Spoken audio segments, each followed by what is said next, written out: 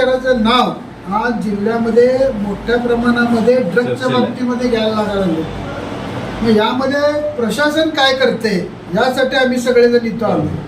याला तुम्ही काय कारवाई करणार सांगा. आम्हाला जर या 8-10 दिवसामध्ये चांगला रिपोर्ट याबाबतीत जर मिळाला नाही तर मोठं आंदोलन आम्ही नगरपालिकेच्या वतीनं, आष्टा शहर विकास आघाडीच्या वतीनं किंवा नागरिकांच्या वतीनं आम्ही या ठिकाणी करणार आहे. त्याची तुम्ही नोंद घ्यावी. काय कारवाई झाली सांगा बघू आतापर्यंत. आणि या संदर्भात जयंत पाटील साहेबांनी सुद्धा विधानसभेत सुद्धा हा विषय चर्चेला आलता, लक्षात आला.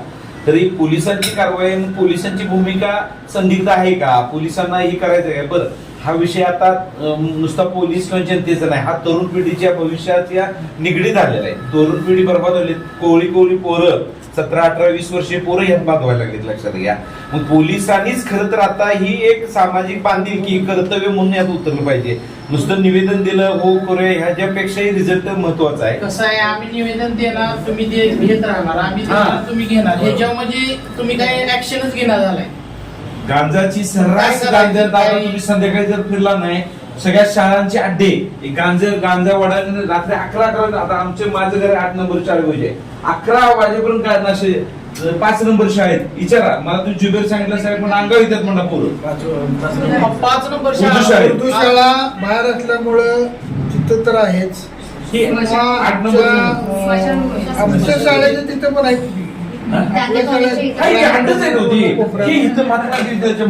जेवढे आउटसाइड आहे तेवढा अड्डा आहेत बघा तहसील ऑफिस मध्ये. पोलिसांची भीतीच राहिली. काय होते नशेचे हात असतात, काही करू शकतात ती, लक्षात घ्या. आणि आता ज्या आत्महत्या झाल्यात 1-2 त्या नशेतच झाल्या. मग हे कधी आवर घालणार. असे जर आत्महत्या मुलं करायला लागली तर मग पुढं काय.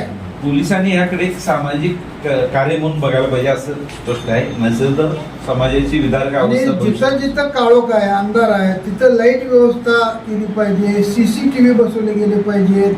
यामध्ये काहीतरी पुढाकार घेतला पाहिजे. असं कुठले CCTV चालू आहे, कुठले बंद आहेत. त्याच्यामुळे मुलींना शाळेला पण त्रास होतोय नाही. मुलींना शाळेत नाही तर मुलं गाड्या वाजवत मागणे त्यांच्या पडते. मुलींनी काय करायचं. साहेब तुम्हाला एक सांग काय, आता शाळा सुटली नाही 4 ते 5च्या ह्याच्यात किंवा भरताना मुलं जे असते ती नाही शाळेची कमी असतात, इतर मुलं जे असतात निर्भय पथक येतेच घेऊ त्याला एवढं नाही. निर्भय पथक येते. अजून कुणाला तुम्ही असं कारवाई केली आहे का निर्भय पथकानं? किती तर आणून 112, 117 केले. शाळेचे मुलं का गुन्हे दाखल होत नाही, पण आणून ती लोक आणून बडवून 17 नोटीस देऊन सोडते त्यांना. काय करा, पालकांना जर ते मुलं घरात काहीच माहित नसते मुलाला, घरात चालू नाही. शाळा भरली जाते 11 दरम्यान. एक पोलीस गाडीचं फेरा जर झाला दबाव मानसी दबाव तुम्ही आष्टा शहर विकासाकडे पोलीस स्टेशन आपण मिळून समाज प्रबोधनासाठी पहिल्या शाळा काहीतरी चालू जर नशेत असणारी मुलं जसं सांगितलं नाही शोधली अंगावर येणं वगैरे प्रकार, जर यांना पूर्ण मारामारी जर व्हायला लागलं तर जबाबदार कोण जबाबदार. आणि ती एवढी म्हणजे त्यांची प्रवृत्तीच होत्या तयार की ती काय करतात त्यांना माहित नसते.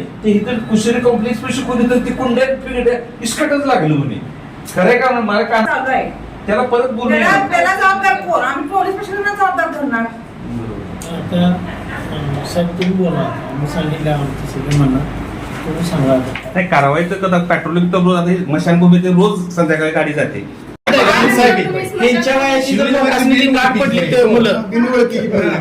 सिव्हिल मध्ये ओळखीचे असल्या कोण येणार आहे काय उपयोग आहे त्याचा. बोलून घेतो मी. ह्यासाठी आहे ना साहेब, एक स्वतंत्र पथक जर केलं ना, गरज आहे साहेब, लक्षात घ्या.